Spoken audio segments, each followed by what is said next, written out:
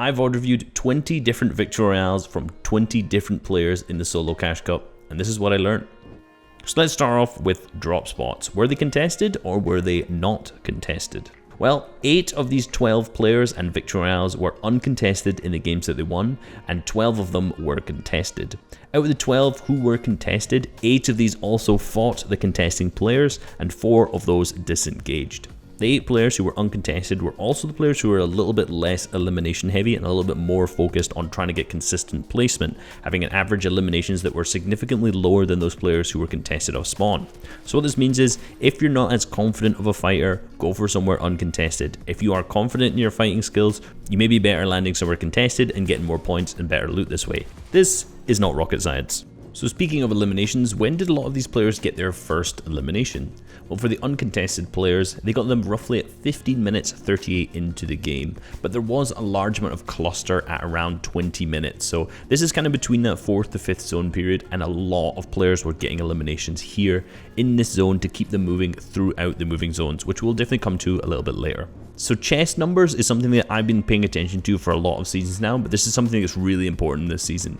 So on average, these players had a loot path that took them through 8.8 chests, so let's just say 9 chests. And when you start to include for people who didn't get big POIs uncontested, such as Kaiden and Bobotambe, who had 19 and 25 chests respectively, the average was 6.9 chests total. So at this point, what you really want to do is focus on looking through wherever you're dropping, really doesn't matter where that is, you actually only need roughly around 7 chests. And this isn't you open 7 chests, this is potential for 7 chests generally. So you don't actually need to loot an entire POI in solos at all. On average, these players only went over 7 to 8 potential chest spawns.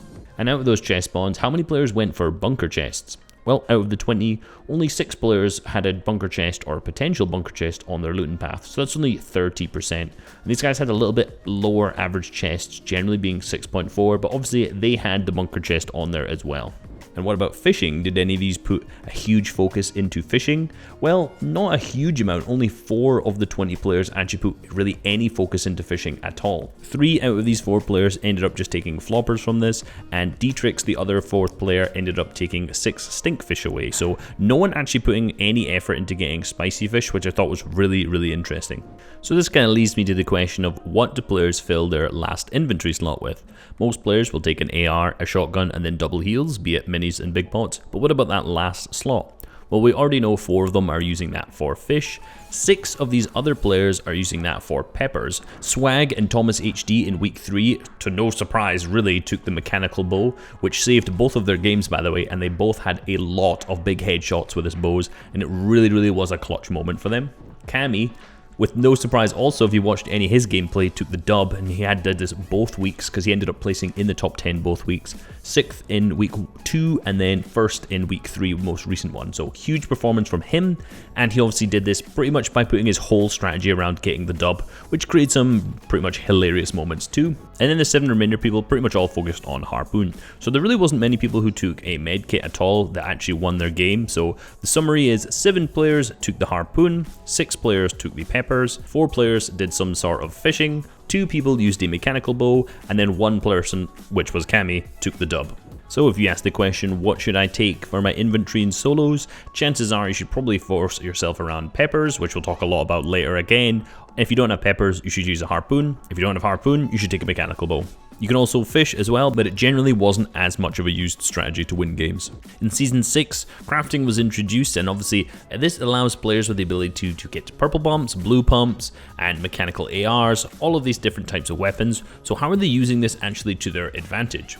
Well, out of the 20 matches, 9 of these crafted to a blue pump, whereas 5 of these upgraded to a purple pump. Note that one of these was Thomas HD, who had the ability to upgrade because he landed at the compact cars, aka one part of the Cammy split, and another one was Snayzy, who landed at Catty Corner, who also had the ability to upgrade his makeshift to a blue and then craft it into a purple pump. So there was a large amount of crafting involved, but it's easy to say that the majority of players were focused on crafting blue pumps, not necessarily going for purple pumps as a main strategy, unless they manage to actually get a place where they can upgrade to a blue makeshift, which is very rare on the map.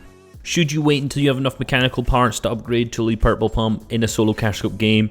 I don't think it's necessary at all, and I don't think the data suggests that that's a good idea either. So harvesting materials, where should you go for your materials? And this is something that's very, very critical for a game because there's not a huge amount of metal on the map. Most players either harvested nearly all of their metal at their drop spot, or they harvested at least 50% of this and then had a plan.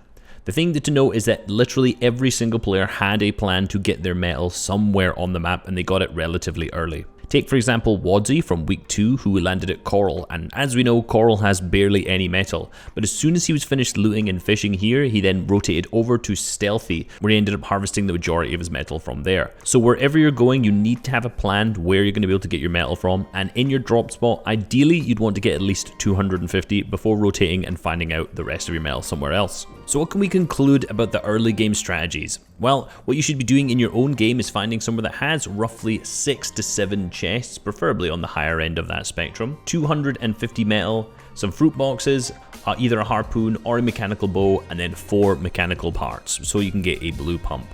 So if you look at the map on Fortnite.gg, there's plenty of places that fit that. Now, I'm not going to show specifically any of the players' drop spots because I don't want to kind of show their drop spots and leak where they landed. You can find that if you wanted. But just take a perfect example here. Down in this bottom corner of Lazy, you can get 1 fruit box here. You manage to get a mechanical part, and if this also turn the cars on, there's plenty of cars where you can get more from. There's also 4 chests, another chest around here, which is 5. You don't need much more than this. So landing in one area of a POI and disengaging, you already have the majority of the things that we needed. This is also a metal building. If we keep moving over, let's take kind of some of the middle map area here. 1, 2, 3, 4, 5, 6, 7, 8. If you manage to take this, there's 8 chests with mechanical parts. This bridge is also made of metal, so there's plenty of loot in these areas. Now, you could really do this with any point on the map at all, risky, any kind of smaller split. Here's 6 chests here. There's actually some peppers on this bridge as well as plenty of metal and plenty of cars. Wherever you go in the map, take a look at these kind of 7 chests, 250 metal, some fruit boxes, a harpoon or a mechanical bow, and 4 mechanical parts, and you can plan out your own drop spot in an easy to do fashion. So what about the mid-game rotates, positioning, etc, etc? Well, honestly, there wasn't anything too stand out. I think a lot of this is very well known at this point, but majority of players were just rotating early and getting onto the dead side because you can do that very effectively when it comes to playing solo cash-out games because you don't need to worry about storm surge as much. Dead side right now is really difficult in these stacked trios and FNCSs because you often don't get enough storm surge damage, but in solo cash cups you can easily rotate on the dead side. I have a full video about dead side rotates which I'll put on screen right now if you need to see that. But one of the trends is essentially 1 minute before the first zone has closed, you should already have made a good rotation and be in a good position and not kind of stuck against the edge of the zone. 13 out of the 20 players did that and were already in a good position to rotate, which allowed them to set up better for their mid games, and then obviously that sets them up better for the end game as well. So let's talk about eliminations per game.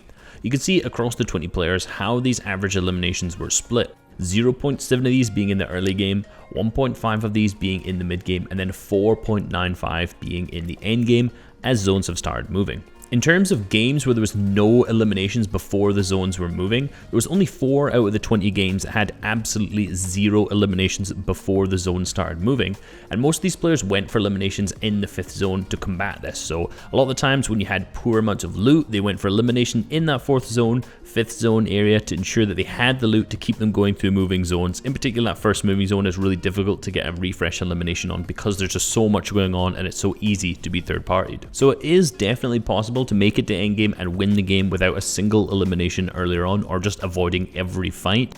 However, it's most likely that this isn't going to happen and that you're potentially going to have to fight someone in the early or mid game to ensure that you make it to endgame with potentially enough loot to keep zones moving. So this is one of the reasons why I always say you need to learn to fight for a solo cash cup. You might not necessarily push and W key everyone, but you're still going to need to get eliminations and able to keep you moving with enough refreshes through the end game. So for solo cash cups, ensuring you're good at fighting and improving that fighting skill is absolutely critical. So what about the end game setup? So like getting 5th zone and zone RNG, a lot of you people would think to win a game, oh, you just got 5th zone, they got really good RNG, but only 5 people out of the 20 got zone on them, and including Anddone, who got the most god RNG zone I think I've ever seen, where he was the only one in zone and everyone else was on the far side up a hill, so there was a 100% death rate if he had been eliminated, but this was probably the only god RNG zone that there was. 7 other players got it close, and then 8 got a completely max distance zone. So there's about 12 of the 20 wins got a relatively good zone, whereas 8 got it pretty bad, or as worse as it could be. What about getting 6th zone? Well, 8 people got 6th zone or had a good zone, whereas 12 people had a max distance or a really bad zone. So getting 6th zone and having a good first moving was in no way a good indicator of the fact that they're going to win the game. And loot at 5th zone, so just before zones moving in that real endgame setup, 14 out of the 20 people had over 100 builds before zones started moving, and the players who were under 100 had an average endgame eliminations of 6. This means that a lot of players, like I've already mentioned multiple times, were getting an elimination in that 4th to 5th zone, or just setting themselves up so well that they had the materials to keep them through moving over 100 builds to start with. That'll keep them going through that first moving zone. And if they didn't, these players were also really good at getting endgame eliminations, so they didn't necessarily need to get it earlier because they were very comfortable with being able to get eliminations later on. So this is a kind of a good benchmark. If you're under 100 builds, you may need to go for that elimination earlier in that 4th or 5th zone. And if you're over 100 builds, it's a good idea to potentially just keep yourself moving through that first zone, then start looking for refreshes, or just take ones opportunistically as you can. Well, we're looking at 20 victory royales, so we can't avoid the win conditions, the way that these players won the games. I like to split this down into 4 separate categories. Firstly was the pepper players. Now these players were peppering ahead of the zone, taking height, and this was mainly done at the second zone at the edge, and that mainly happened if the zone pulled max. So if the second zone pulled max distance, aka continued going the same directions, these players would pepper far ahead because the height player would be way at the back of the zone. Then they could just build up, create their own layer high ground, and win the game from there on out, maintaining high ground as they went. This was done by 8 of the 20 people, so 8 of the players used those peppers to take high ground at either the end of first moving or second moving. Not all of these got these off spawn, a lot of these did get them from the refreshes already, so getting eliminations, they get the peppers from them, pick them up, then use them in the end game. The next win con was the harpoon, which was either used for jumping in the boxes and picking up refreshes this way, knocking out height in the case of Vino, or just refreshing materials from high ground or mid or low ground over and over when you see loot on the floor. There were 6 total people who used the harpoon as their main strategy to win the games, so a little bit less than the pepper players, but definitely still a very solid strat and very reliable to also win these games out. There were 5 other players whose their main strat to win the game was not necessarily peppers, harpoon, floppers or anything like that, it was just their ability to get good refreshes.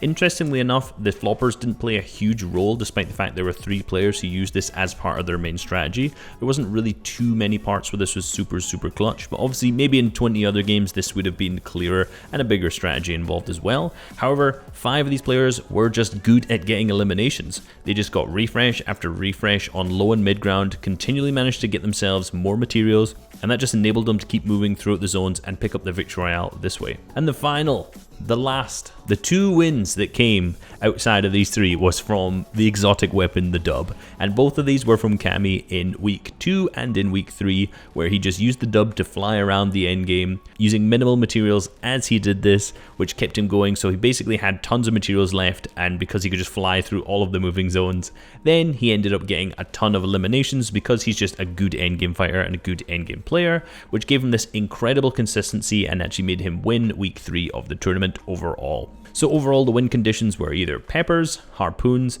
just being a good fighter, or picking up the dub.